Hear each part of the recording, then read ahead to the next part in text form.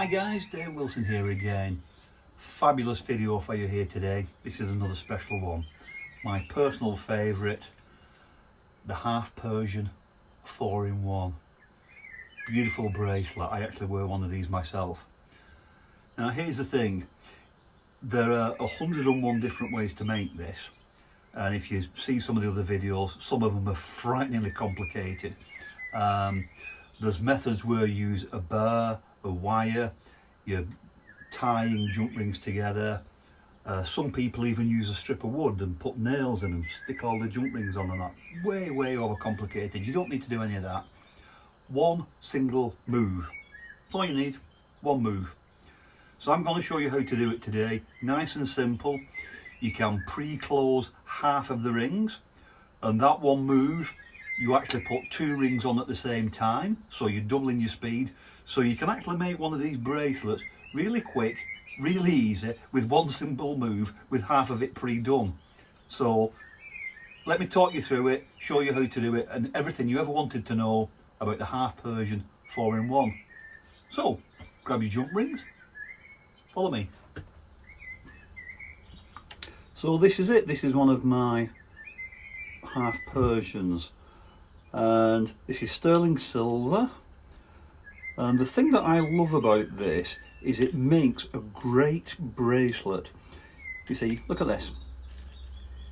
You can almost bend it double on it. Well, you can bend it double on itself. If I hold it sideways, you can see how flexible it is. It's like a snake. It's absolutely fabulous. Very tactile, great fun to play with. Now you'll notice it has a kind of rectangular cross section. So if you look at it side on like that, you can see the beautiful overlapping patterns. Look at that. You get this beautiful kind of herringbone pattern going down the edge there. You see that?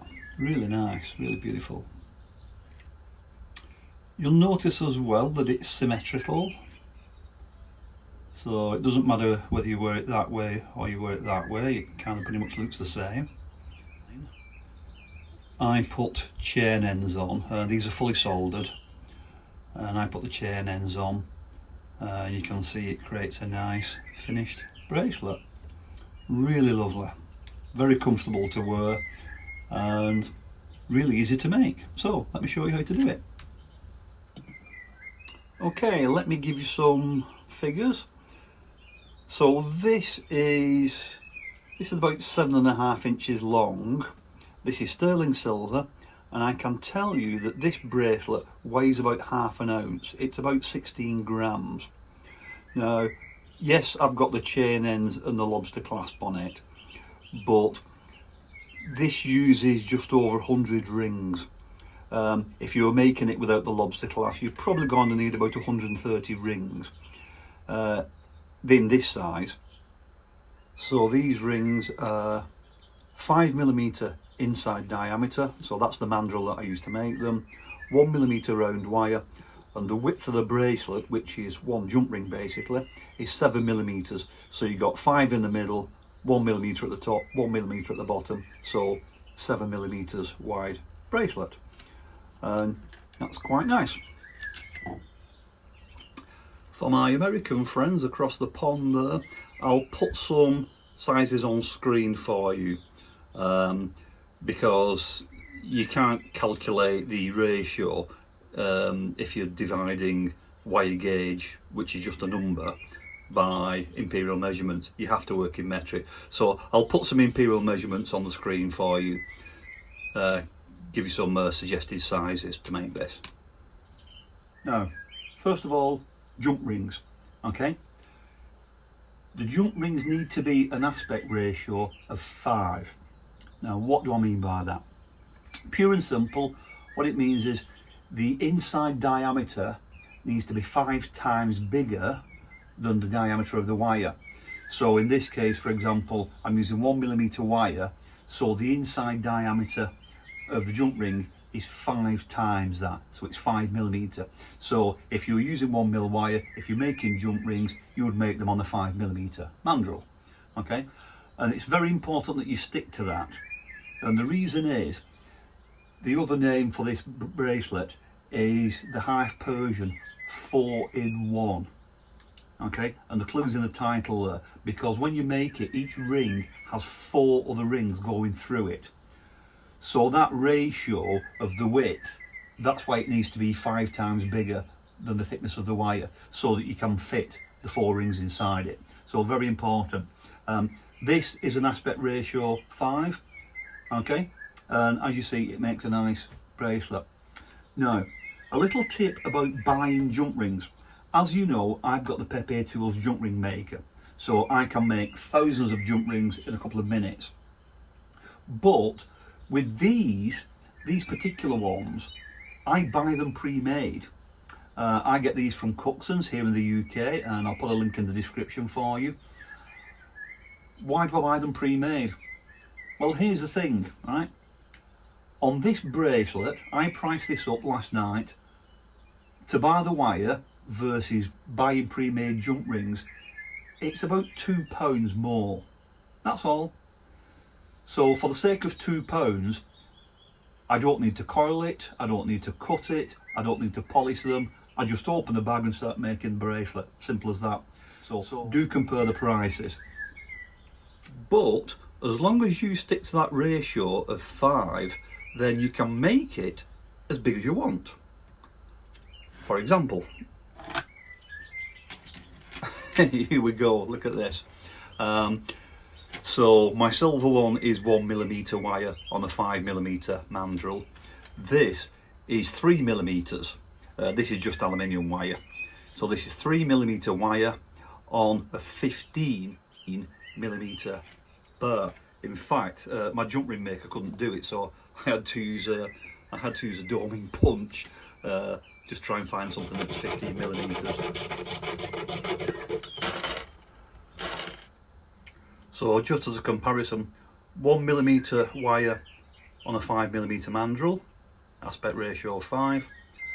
3mm wire on a 15mm mandrel, still the same aspect ratio 5. So it's still in proportion. It's the exact same thing, just bigger. And again, this uses about 130 links. This, I think, has got about 40. So a little bit of guesswork how many rings you'll need, but obviously somewhere in between. You don't want to make it any smaller than that because it will be impossible, and you certainly don't want to make it any bigger than that. Or maybe you do, but that's up to you. Now the thing to note on this is I've used 2 different colours. So half of the rings are black and half of the rings are silver. And hopefully now, particularly if you look at the edge there, hopefully that makes more sense. You can see what's going on there. So you see half of the rings, or the silver ones, are laid on top of each other. They're all touching, and you see how they all sort of go in that diagonal direction. And then the black ones are all going in the opposite direction. You see, so when you look at it on the edge, you get that herringbone pattern. Again, just show you the edge of that. You see that? Same thing, just smaller. So I've just made a bunch of the big jump rings up here. I don't know how many I've got. 2 different colours, which are really going to help you to follow along. Now, like I said at the beginning, half of the rings you can close, okay? So close half of them. With the other half, open them, okay? And this is very important how you do this, so let me just zoom in and show you this. So first of all, the black ones here, you don't have to use 2 different colours, but it looks really nice when you do. So close half of them. Just do another one there for you. Obviously if I was using the little silver rings, I'd be doing this with a pair of pliers, but close half. Now with the others, it's very important that the right hand side here is towards you, so bend them that way, yeah? Not too much, you want a little bit of a gap there, but that's enough, okay? Depending on how you've made them, if you've cut them from a coil and they've ended up that way, you need to bend it forwards, yeah? So make sure they're all like that. The right hand side towards you, and just a small gap. Now another trick we can do to speed things up is all your open rings, just lay them out and just pop a closed ring over them like that. Okay, I'm going to move these over to my left hand side, so what this means is I can just grab one like that and pick it up, an open ring with a closed ring on it, so it's easy to just pick them up, add them on, pick them up, add them on, and you can work really fast once you got set up.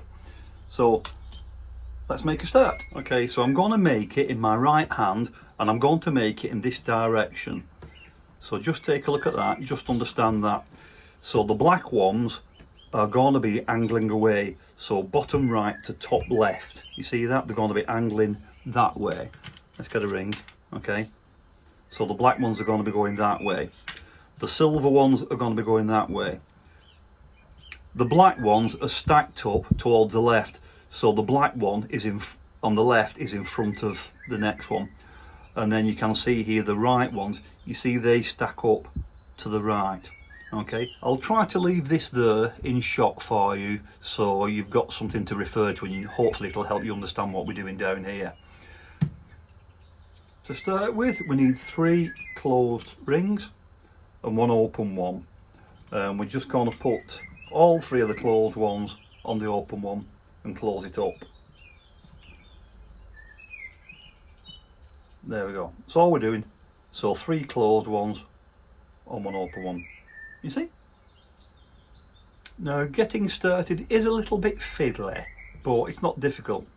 So the 3 closed rings there, the black ones, you need to stack them up, and like I just explained there, you need to stack them up so the one on the left is to the front.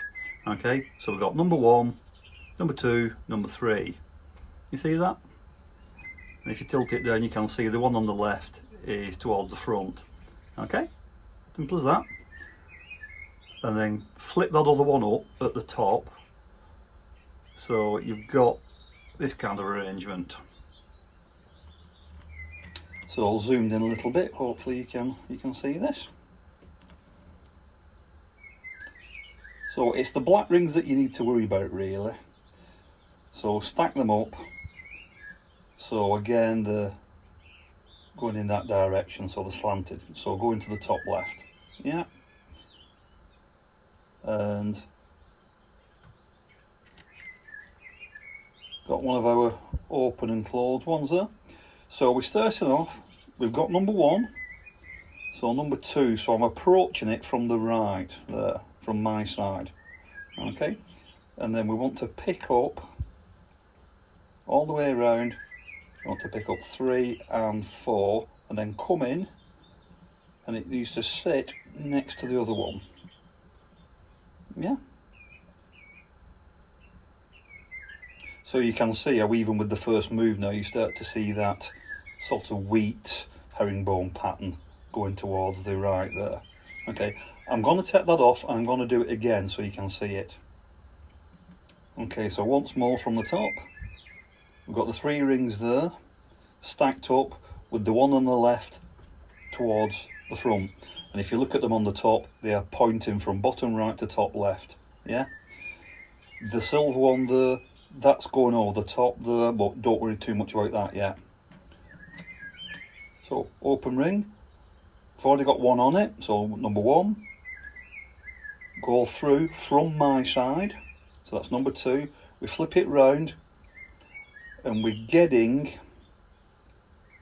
2, so we're going through there, so we're going the first one and the second one, and we are coming on top of that silver one. Don't go through it or under it, go on top of it. Okay, and then I'm just going to use my thumbnail there to just close that.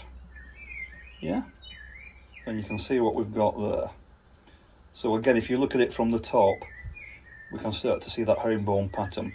I'm now going to add a couple more, and I'm going to do it really quick. Okay, so you can just see how simple this is. So open and closed, 1, flip it round, and I am now going on the next ring, so we're going on through ring number 2 and number 3. So we're going through there, through there, and again, don't go through the silver ring, go on top of it. Yeah, and close that. Right. These are tough, but you can just about do them with your fingers. Yeah, and you can see now we're already starting to see the pattern.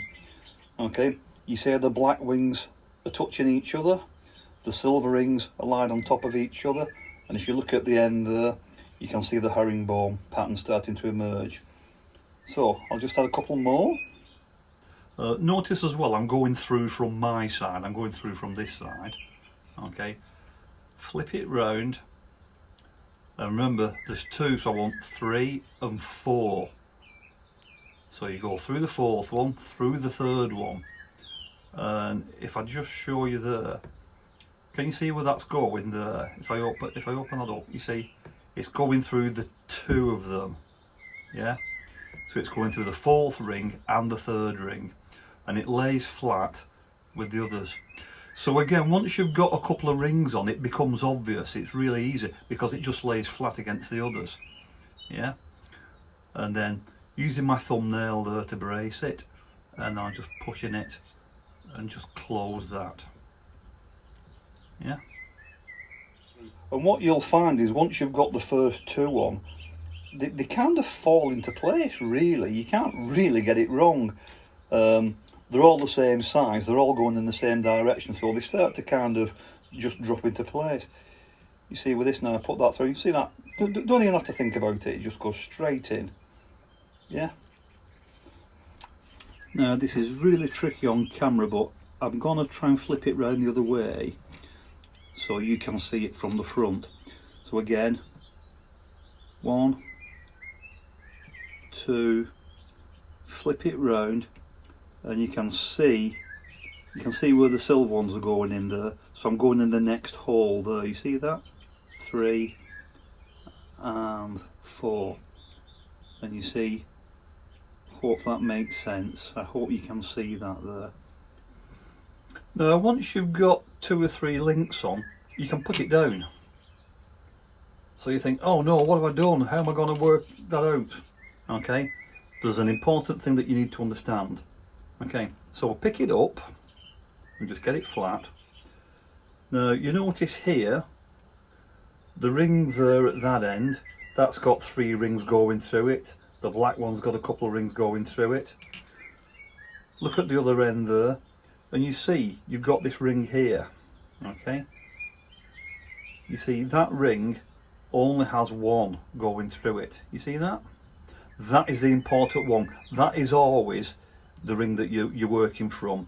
So if ever you put it down or you get lost, just have a look and you want to find the link that's only got 1 going through it. Okay, hold it up with your left hand, let it drop, and then grab it with your right, and then there we go. You see all the silver ones are pointing that way, all the black ones are pointing that way. The braiding, if you like, is sort of pointing towards the right, and on the left there we've got 1 empty ring. So again, let's get another one. Number 2, number 3, number 4, sit on top of the other silver one and close, and there we go. So you can see that once you get going, it's really very quick. Okay, there we go. You see, it's so fast. I should have put these over on my left hand side. And then just one more time. Number 1, number 2, number 3. Oh, bit mess there. There we go. Number 4. And there we go. Yeah. So you can see, making all that took me about 10 minutes to do that big one. It's really quite simple. So let me show you how I do it with the silver ones.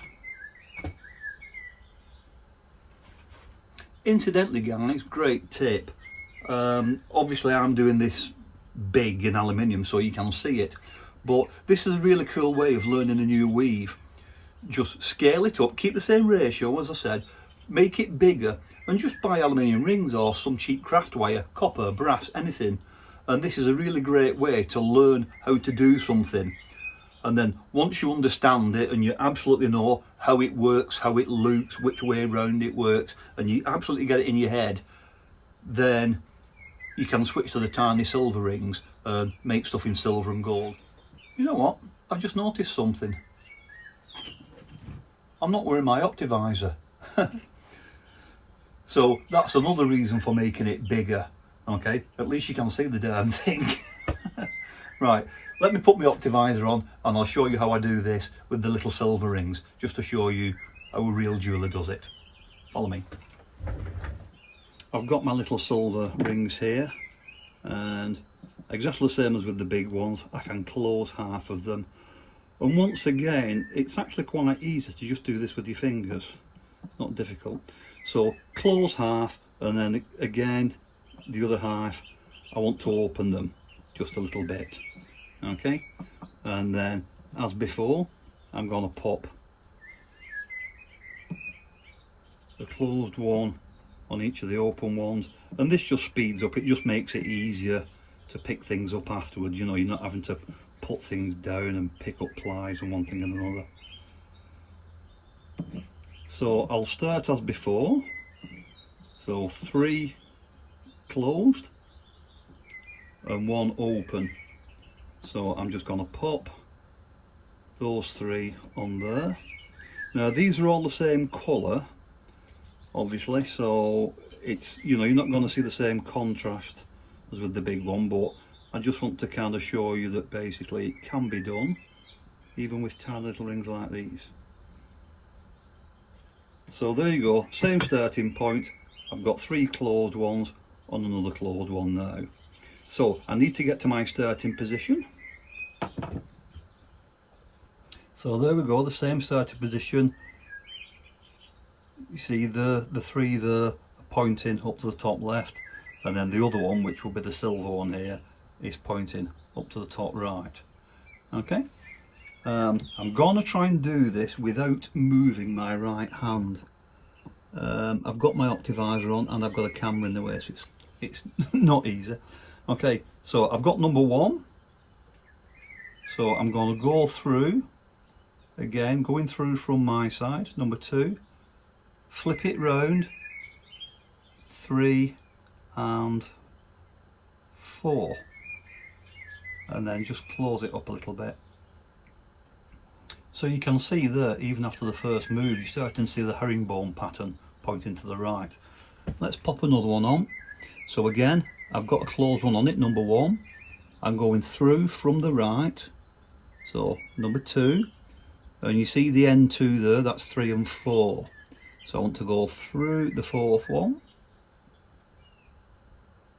and the 3rd one, and then it wants to lay, let's just grab it again, it wants to lay there, you see that? And I'm just going to close it up with my thumbnail, and that's what I do with these, I just press them against my thumbnail to do it. Okay, and I tend to find as well, I'm trying to keep still for the camera, but I actually rotate my right hand a lot.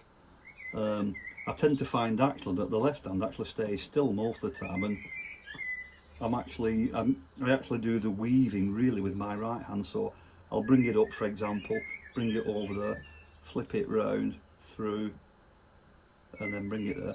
So you see, by moving my right hand, it almost becomes a lot faster.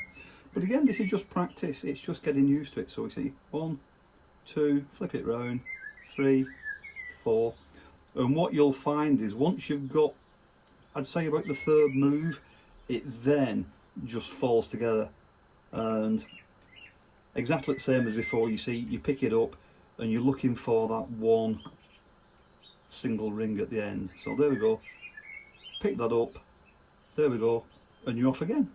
Simple as that.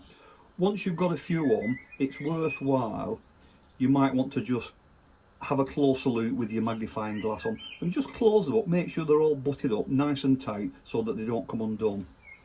But yeah, that's it. I can make one of these bracelets, I don't know, 10 minutes, something like that. Now then guys, top tip, if you find it a bit fiddly doing those first couple of moves, don't do it. Okay, what do I mean by that? Look at this. This is my cheat sheet.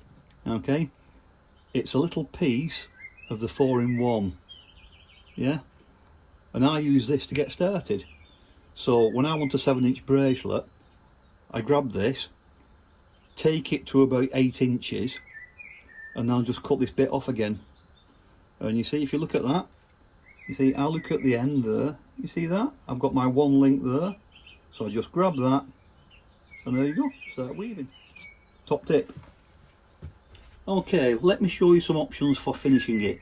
Don't panic, if you don't want to solder it, I'll show you some other options in a second, but let's show you what I do. As you can see, I like to use these soldered chain ends because it keeps everything nice and flat. Put a jump ring on, and then the lobster clasp is nice and flat. So what that means is, when you link it together like that, you see, everything's nice and flat. So that's one option. You can buy these pre-made. Okay, they come like little sort of bow ties like that. And all you do, really simple, let's just show you. So you just bend it round like that, and then hopefully you can see that. You just pop it onto the end of your chain, give a little squeeze, and then all we do is we just pop some solder in there and just solder it to those end links. So they're quite simple. You can buy these pre-made, you can make them yourself, or if you go to Pepe Tools, you can even buy a little template to make these. So, you know, if you want like really big ones for the big bracelet and you can't buy them, just make your own, very simple. This is another variation. This is a cast one, this is called a cowbell. Now this one's a little bit big, but I'll just show it you to give you an idea. So you see that just, that's solid, so that just slots over the end. And then same again, you'll put a bit of solder on the inside, and then pop your chain in, just heat it up and that solders on. That one's a bit too big, but you get the idea. And again, it's just a nice simple way of cleaning up chain mail. So when you've got like lots of rings at the end and you don't know what to do with them, yeah, just get some chain ends like that, solder them on. It's worth mentioning, I've made a video where I adjust the length of a bracelet. Not this one, but something similar. So if you want to see how I solder these chain ends on, check out that video, I'll put it in the description. If you don't want to do any soldering, then let me show you a couple of ideas here. So back to the big one. So the first thing is, find that single ring, you know, your start ring at the end, and remember that's only got one other ring going through it. So take that off, okay, and then pop it back on, but put it through the end 2 rings. So instead of being through 1, it's through 2. Okay, so that's that end sorted. At the other end there, you see, you don't have that floating ring. The very end ring should already be going through a couple of others. So all we do with that is get a ring and just put it through the last 2. Okay, so at each end now, you've got a jump ring that's going through at least 2. Yeah? So what you can do now is you can put a hook or a lobster clasp or whatever you want in between those 2. So for example, just bend in a little hook there. These are just some round pliers, and bend it round there. And then with that one there, I'm just going to kink that up a little bit, and that will do for a simple hook. So that's just a standard S hook, and then if we get the jump ring at the other end there, pop that on. That just clips on there. Yeah. In fact, give me a second, I'm just going to swap that for a silver one. I think it would look nicer. 1 second. Yeah, that looks nicer. There you go. So one simple way, I mean obviously this is absolutely huge here. If you're doing this 7mm, then a little lobster clasp on or something like that would be absolutely fine. You know what? I really want to make one of those in silver that size. I really do. Well, there you go. And I'll show you the smaller one as well. So all done. I hope you now know everything that you ever wanted to know, and probably a million one things you didn't want to know about the Half Persian 4-in-1. It really is a beautiful chain. You know, it's so tactile, so lovely to play with, so it's really worth learning how to do it. I'm sorry if I've gone on a bit in this video. I don't just show you, oh, this is how you do it. I will teach you how to do it. So that's why my videos are a lot longer, because I explain everything. The one big question I get on all my other chainmail videos: do you have to solder it? Simple answer, no. If you stick to the suggested ratios, they're very, very strong chains, so you don't need to solder. Even with 1mm wire like this, that's perfectly fine, so don't worry about that. Do I solder them? Yes. Why? I am selling handmade bracelets in silver, and I sometimes make them in gold. So when people are paying hundreds of pounds for gold bracelets, yes, it has to be soldered, and I offer a lifetime guarantee on everything that I make. So in my case, yes, it has to be soldered. Remember, with this, you can solder half of them beforehand. All the black ones that I closed, well, they could have been soldered. Okay, so you can pre-solder half of it. You can then go along, okay, maybe this is a bit small, but you can then go along and solder them if you wanted. If you're making a big one like that, then it's really easy. Just go along with a torch, solder it. I do have a secret weapon. I have got the pulse welder, which you've seen on some of my other videos. What I do is, I will go along with this now, and I will just go tick, tick, tick, tick, tick, tick, tick, and I will just weld all of the end links. That doesn't do anything for the strength, but what it does is it cleans the ends up, so it gives you a nice clean finish. There's no sharp edges, and it doesn't catch in your hair if you're making a necklace, or it doesn't catch on your clothes, and it just gives it that nice professional finish. So guys, thanks for watching. I hope you've learned everything you need to learn to make this bracelet now. Check out the rest of the channel, the rest of the videos, the Persian, the Half Persian, the Full Persian, the Persian Cross, the Byzantine, all my Celtic patterns, videos on how to solder, how to adjust the length of chains, you name it, it's on there. So please subscribe, check out the rest of the channel. I think that's about everything I can tell you about the Half Persian 4-in-1. Thanks for sticking with me. Sorry for the adverts, guys, but it's just how YouTube works now. I hate them myself, but it's free, so that's how they make money. Thanks for watching. I'll see you real soon on the next video. Bye for now.